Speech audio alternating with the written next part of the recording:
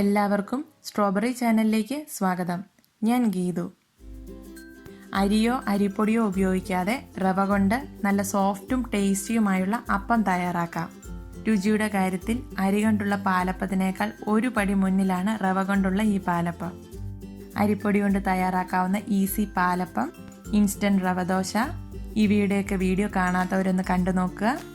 അതുപോലെ തന്നെ റവ കൊണ്ട് തയ്യാറാക്കാവുന്ന മറ്റ് റെസിപ്പികളുടെ വീഡിയോ ചാനൽ പ്ലേലിസ്റ്റിൽ കാണാവുന്നതാണ്. റെസിപ്പിയിലേക്ക് കിടക്കുന്നതിന് മുന്നേ നിങ്ങൾ ഈ ചാനൽ ആദ്യമായാണ് കാണുന്നതെങ്കിൽ സബ്സ്ക്രൈബ് ചെയ്യാൻ മറക്കരുത്. അതുപോലെ തന്നെ നിങ്ങൾക്ക് ഈ വീഡിയോ ഇഷ്ടമായാൽ നിങ്ങളുടെ ഫ്രണ്ട്സും ഫാമിലിയുമായി ഷെയർ ചെയ്യാനും മടിക്കരുത്.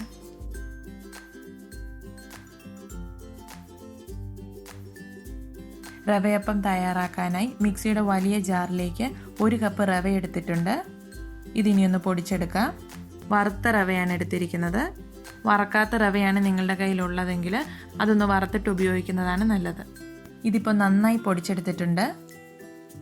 ഇനി ഇതിലേക്ക് 1/2 കപ്പ് തേങ്ങ ചിരകിയത്, 1/4 കപ്പ് ചോറ്, 2 ടേബിൾ സ്പൂൺ പഞ്ചസാര, 1/4 ടീസ്പൂൺ ഈസ്റ്റ് കൂടി ചേർക്കാം. ആക്റ്റീവ് ഡ്രൈ ഈസ്റ്റ് ആണ് എടുത്തിരിക്കുന്നത്. ഇനി ഇതിലേക്ക് ചേർക്കേണ്ടത് വെള്ളമാണ്. 1/2 കപ്പ് വെള്ളമാണ് ഇതിലേക്ക് ആവശ്യം. വെള്ളം മുഴുവൻ ഒരുമിച്ച് ചേർക്കാതെ കുറേശ്ശെയായി ചേർത്ത് നന്നായി ഒന്ന് അരച്ചെടുക്കാം.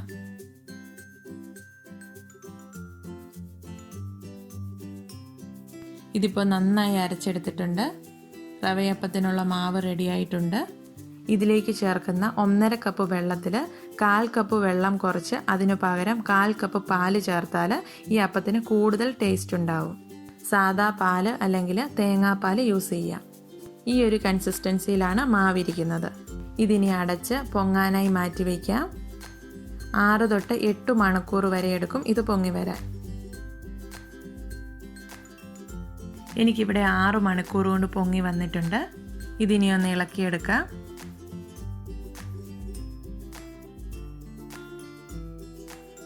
ഇതിലേക്ക് 1/4 ടീസ്പൂൺ ഉപ്പ് കൂടി ചേർത്തൊന്ന് ഇളക്കി യോജിപ്പിക്കാം.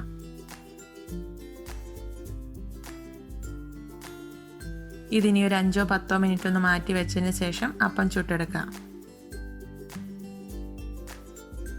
പാലപ്പം തയ്യാറാക്കാനായി കാസ്റ്റ് അയണിൻ്റെ ഒരു മിനി വോക്കാണ് ഞാനിവിടെ യൂസ് ചെയ്യുന്നത്. ഇത് നന്നായി ചൂടാക്കിയെടുക്കാം. അപ്പം ഒട്ടിപ്പിടിക്കാതിരിക്കാനും ക്രിസ്പിയായി കിട്ടാനും ഒരു ടിഷ്യൂ പേപ്പറോ തുണിയോ യൂസ് ചെയ്ത് കുറച്ച് നല്ലെണ്ണ തേച്ച് കൊടുക്കാം. ഇനി മീഡിയം ഫ്ലെയിമിലിട്ട് ഇതിലേക്ക് മാവ് ഒഴിക്കാം.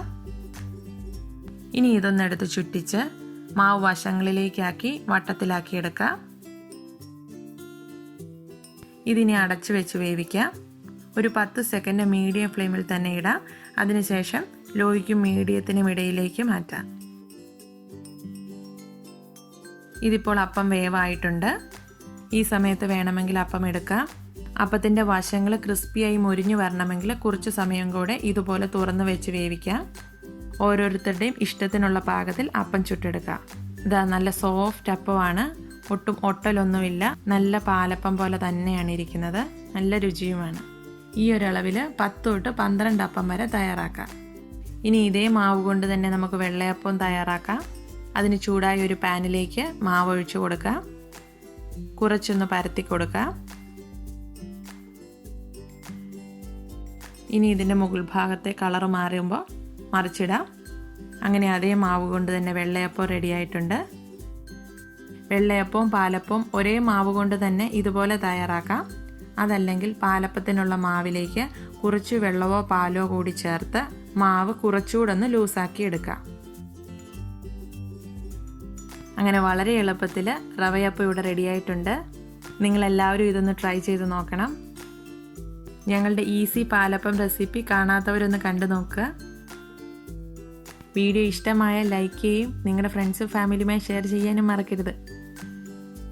Thank you for watching. പുതിയൊരു വീഡിയോയുമായി ഉടൻ കാണാം. ബൈ. Take care.